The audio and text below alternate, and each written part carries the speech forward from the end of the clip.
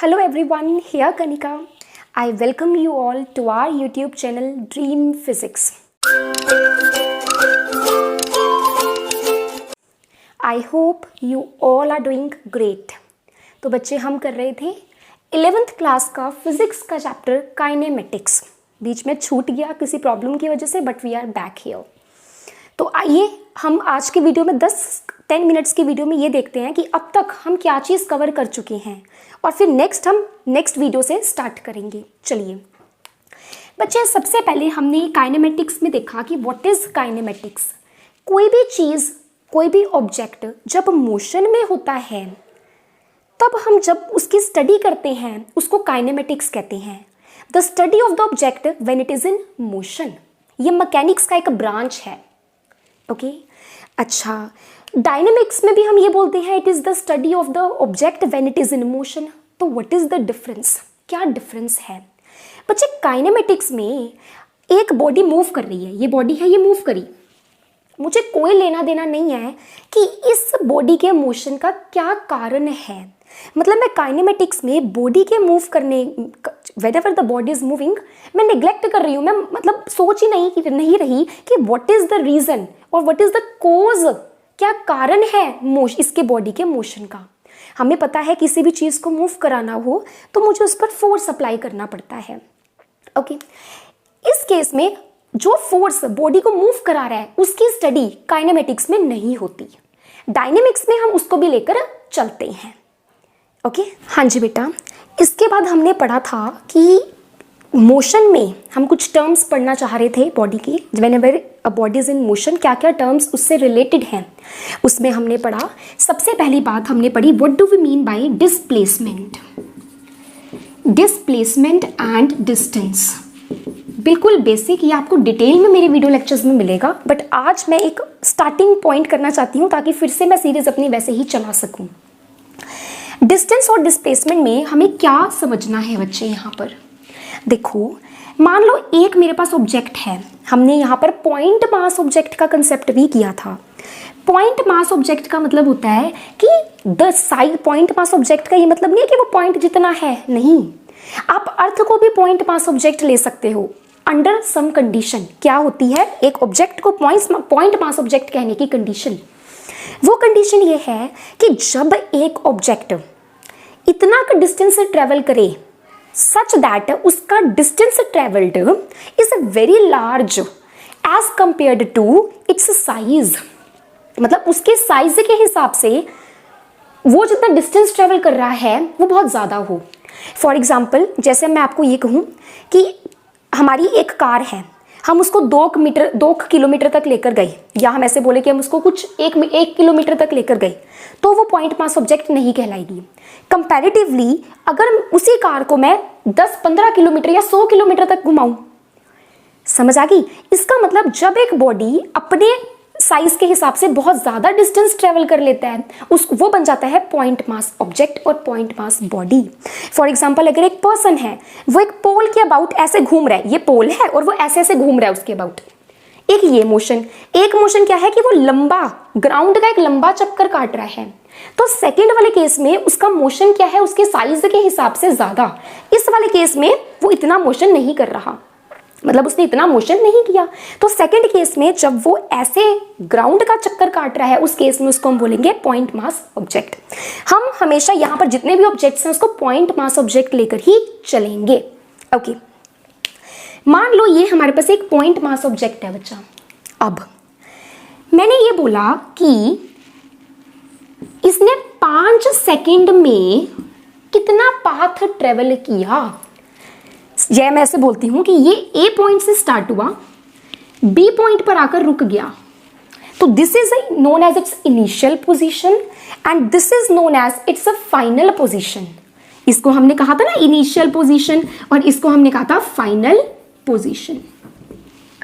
तो इनिशियल से फाइनल के बीच में उसने कितना पाथ ट्रेवल किया, कितना चला वो बेचारा पॉइंट मास ऑब्जेक्ट, उसको कहते हैं उसका distance travelled. Are you getting my point? For example, अगर मैं कहूँ कि ये ये वाला पाथ, उसने ये वाला रास्ता अपनाया और वो कुछ 2 मीटर चला ए से बी में इस वाले रास्ते के थ्रू, तो इसका मतलब उसने डिस्टेंस कितना ट्रेवल किया, 2 मीटर्स। अब डिस्प्लेसमेंट क्या होता है? डिस्प्लेसमेंट होता है बच्चे इनिशियल पॉइंट और फाइनल पॉइंट के बीच में सबसे छोटा रास्ता कौन सा है, वो होगा हमारे पास डिस्प्लेसमेंट। डिस्टेंस भी क्या है इन दोनों पॉइंट के बीच का, कि आपने कौन सा रास्ता अपनाया और उस रास्ते पर आप कितना चले।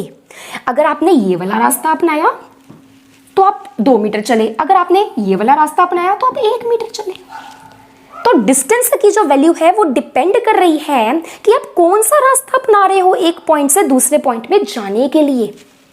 जबकि डिस्प्लेसमेंट क्या है, वो कहता है कि आप कोई सा भी रास्ता अपनाओ, 2 पॉइंट के बीच में डिस्प्लेसमेंट आपने जो रास्ता अपनाया उस पर डिपेंड नहीं करती। वो क्या होती है, वो होता है displacement is the shortest path between the 2 points.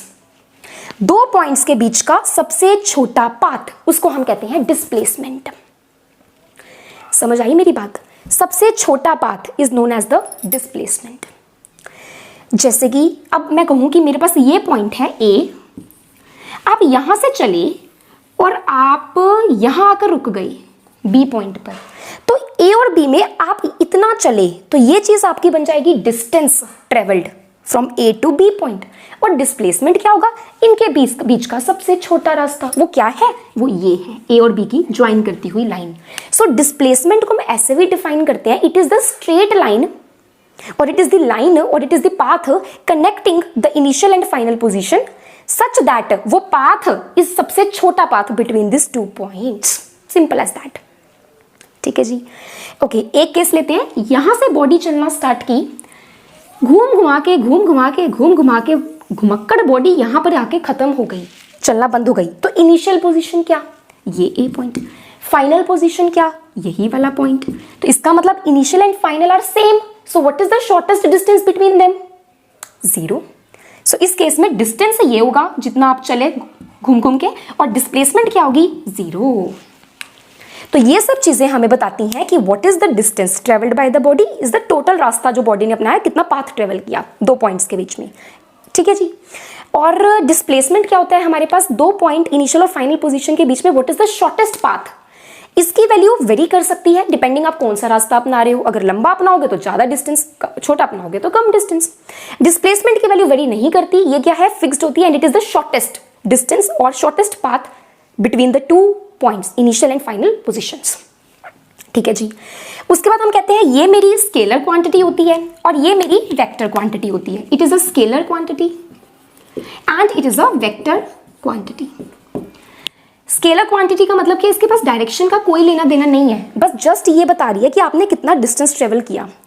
और डिस्प्लेसमेंट एक वेक्टर क्वांटिटी है, ये वेक्टर है तो इसके पास डायरेक्शन भी होगी। और आप सबको मैंने बताया था इसकी डायरेक्शन क्या होती है, फ्रॉम इनिशियल to final.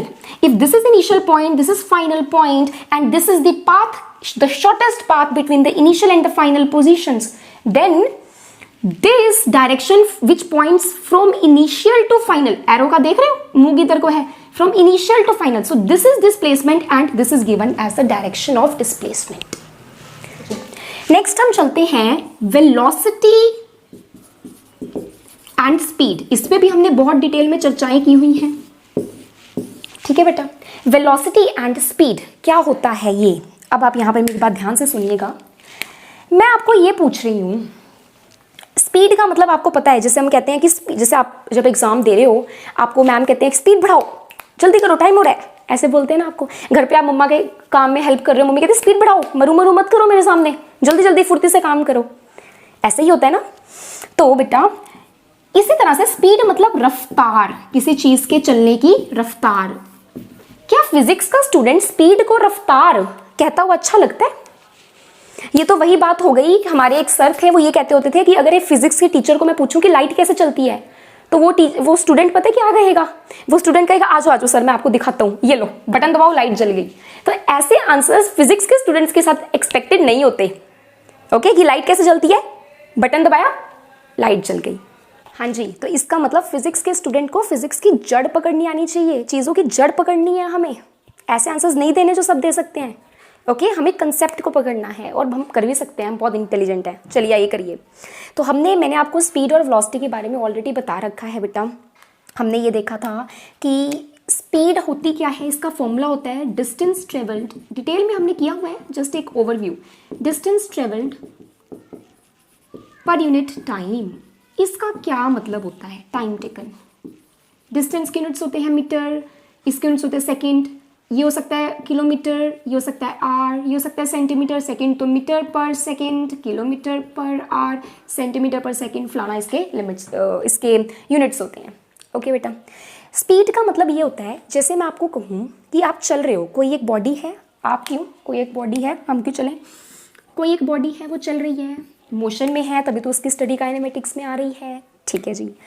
जब वो बेटा चल रही है तो उसकी स्पीड, उसके चलने की रफ्तार हम कैसे बता सकते हैं? दैट इज इक्वल्स टू कि वो एक यूनिट टाइम में कितना डिस्टेंस ट्रेवल कर रहा है। जैसे मैं आपको कहूँ कि आप 5 मीटर चले 2 सेकंड में, मतलब आप 2 सेकंड में 5 मीटर चले, ऐसे भी लिख सकते हैं ना, कान को ऐसे नहीं पकड़ा है, उल्टा पकड़ लिया। तो अब 1 सेकंड में कितना डिस्टेंस ट्रेवल किया? That will be 5/2। तो ये जो 2.5 आएगा, ये इसका मतलब क्या है कि अब 1 सेकंड में 2.5 मीटर चल रहे हो, तो 1 सेकंड में या 1 यूनिट टाइम में, क्या पता अब कार है, उसको मैं ऐसे तो ना कहूँगी कि बताओ 1 सेकंड में वो कितना डिस्टेंस ट्रेवल चली, नहीं, वो तो बहुत तेज चल रही है। तो उस केस में मुझे अपने यूनिट्स को चेंज करके टाइम में क्या करना होगा, सेकंड की बदले आर में, कि 1 घंटे में वो कितना डिस्टेंस ट्रेवल कर रही है। ट्रेन है, वो 1 घंटे में कितना डिस्टेंस ट्रेवल कर रही है। तो 1 यूनिट टाइम में, वो टाइम का यूनिट हमारे हाथ में, हम कुछ भी सिलेक्ट कर सकते हैं। तो 1 यूनिट टाइम में बॉडी कितना डिस्टेंस ट्रेवल करती है, उसको स्पीड कहते हैं। ऐसे ही अगर मुझे यहाँ पर एक्सप्लेन करना हो व्हाट इज वेलोसिटी, बेटा वेलोसिटी होता है डिस्प्लेसमेंट ट्रेवल्ड बाय टाइम। ये जो मैंने डिटेल में एक्सप्लेन किए हुए, आप मेरी पिछले वीडियो लेक्चर्स में जाके देखिए, ये सिर्फ एक ओवरव्यू है, मैं बार बार बोल रही हूँ। Displacement travelled per unit time, इसका मतलब 1 यूनिट टाइम में what is the displacement travelled by the body. Okay, ये होता है मेरे पास स्केलर क्वांटिटी, ये होती है मेरे पास वेक्टर क्वांटिटी। इसके पास डायरेक्शन है, इसके पास डायरेक्शन नहीं है। जैसे मैं आपको कहूँ कि मैं 5 मीटर पर सेकेंड से चल रही हूँ, तो that is speed because it doesn't have a direction. और दूसरी तरफ मैं आपको कहूँ कि मैं 5 मीटर पर सेकेंड से इस तरफ चल रही हूँ, तो मैंने अपनी स्पीड, अपनी रफ्तार के साथ डायरेक्शन ऑफ मोशन भी बता दिया। मतलब मैं कहाँ पर आ गई, अब मैं आपको अपनी वेलोसिटी बता रही हूँ। ठीक है जी। चलिए, इसके बाद हमने पढ़ा था that what do mean by the uniform motion and non uniform motion. जी बच्चे, यूनिफॉर्म मोशन और नॉन यूनिफॉर्म मोशन 2-3 मिनट में वीडियो के एंड हो जाएगा। नेक्स्ट वीडियो से हम करेंगे अपना नेक्स्ट तड़कता भड़कता टॉपिक विद न्यूमेरिकल्स भी करानी है। हाँ जी, यूनिफॉर्म मोशन और नॉन यूनिफॉर्म मोशन क्या होता है? एक लाइन याद रखो, ये एक ऐसा मोशन है, हम स्ट्रेट लाइन मोशंस की बात कर रहे हैं, 1 डायमेंशनल मोशन या स्ट्रेट लाइन मोशन की बात कर रहे हैं। इसकी एक लाइन इंपॉर्टेंट क्या है कि इसमें वेलोसिटी कांस्टेंट रहती है। बच्चा, क्या चीज रहती है? वेलोसिटी कांस्टेंट रहती है। इस केस में वेलोसिटी चेंज होती है, वेलोसिटी कांस्टेंट नहीं रहती। ये है बस पॉइंट। मतलब समझिए, आपको मैंने जैसे बताया कि वेलोसिटी जो है बच्चे, वो 2 चीजों से बनी हुई है। एक स्पीड, मतलब इसके पास एक मैग्नीट्यूड है और एक इसके पास डायरेक्शन है। एक मैग्नीट्यूड है और एक डायरेक्शन है। ठीक है, ये वाली वेलोसिटी के पास भी मैग्नीट्यूड एंड डायरेक्शन है। अब वेलोसिटी कब कब चेंज हो सकती है? जब बॉडी की डायरेक्शन भी चेंज होए, या तो बॉडी की डायरेक्शन चेंज हो रही है, मतलब अगर मैं कह रही हूँ कि बॉडी का वेलोसिटी का मैग्नीट्यूड सेम रह रहा है, जैसे बॉडी जो है वो 5 मीटर पर सेकंड से मूव कर रही है, तो वो 5 मीटर पर सेकंड से ही मूव कर रही है, पर कभी वो इधर 5 मीटर पर सेकंड से, कभी वो इधर 5 मीटर पर सेकंड से, कभी इधर 5 मीटर पर सेकंड से। इसका मतलब अपने डायरेक्शन ऑफ मोशन को चेंज कर रही है। जब इन दोनों में से एक भी चीज चेंज होएगी, वेलोसिटी चेंज होएगी। जब वेलोसिटी चेंज होएगी, नॉन यूनिफॉर्म मोशन होएगा। इनमें से दोनों चीजें चेंज नहीं होंगी, दोनों चीजें कांस्टेंट रहेंगी, वेलोसिटी कांस्टेंट रहेगी, मोशन यूनिफॉर्म मोशन होएगा। मतलब अगर मैं आपको कहूँ एक बॉडी है वो 5 मीटर पर सेकेंड से कभी इधर जा रही है, कभी इधर, कभी इधर, कभी इधर, विल्ली है बॉडी, कभी इधर कभी इधर। समझ आ गई मेरी बात? तो magnitude is constant but still it is changing its direction of motion. In other words the direction of velocity is changing, its magnitude is constant because any one of them is changing. Here it is a direction changing, so velocity is changing and motion is non-uniform.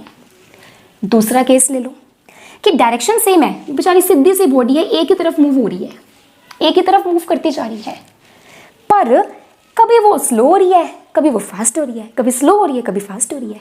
समझ आ गई मेरी बात? जैसे आप paper दे रहे हो, ठीक है, कभी आपको याद आ रहा है तो आप फास्ट हो रहे हो, कभी आपको नहीं याद आ रहा तो आप स्लो हो रहे हो, पर आप डायरेक्शन अपनी सेम रख रहे हो, पेपर कर रहे हो। आप ऐसे समझ सकते हैं। जैसे मैं यहाँ कहूँ कि आप जा रहे हैं सड़क पे, कभी आप स्लो हो रहे हो, कभी फास्ट हो रहे हो, कभी स्लो हो रहे हो, कभी फास्ट हो रहे हो, ट्रैफिक की वजह से, ठीक है जी। तो उसकी वजह उसमें क्या हो रहा है, हमारा डायरेक्शन सेम रह रही है बट मैग्नीट्यूड चेंज हो रहा है। इस केस में भी इन दोनों में से एक चीज़ चेंज होने की वजह से वेलोसिटी चेंज हो जाएगी, वेलोसिटी चेंज होने की वजह से नॉन यूनिफॉर्म मोशन। अब दोनों चीज़ें चेंज हो रही हैं, कभी आप डायरेक्शन भी बदल रहे हो, मैग्नीट्यूड भी बदल रहे हो, तो भी वेलोसिटी चेंज होएगी। वेलोसिटी चेंज होने की वजह से non uniform motion. Non uniform motion मतलब जब आपकी वेलोसिटी चेंज होती है, ठीक है। यूनिफॉर्म मोशन मतलब जब आपकी वेलोसिटी चेंज नहीं हो रही। वेलोसिटी चेंज नहीं हो रही, वेलोसिटी किस से बनी हुई है? मैग्नीट्यूड और डायरेक्शन से।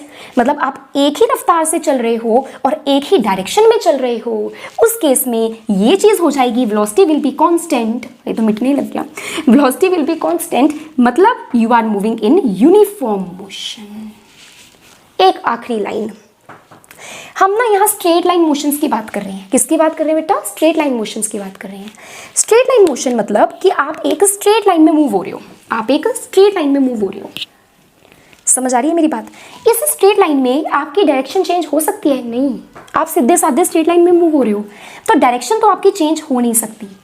तो अब किस पे डिपेंड करेगा कि आप यूनिफॉर्म मोशन में हो या नॉन यूनिफॉर्म मोशन में हो? आपके मैग्नीट्यूड पर। अगर तो ये तो चेंज हो ही नहीं सकती।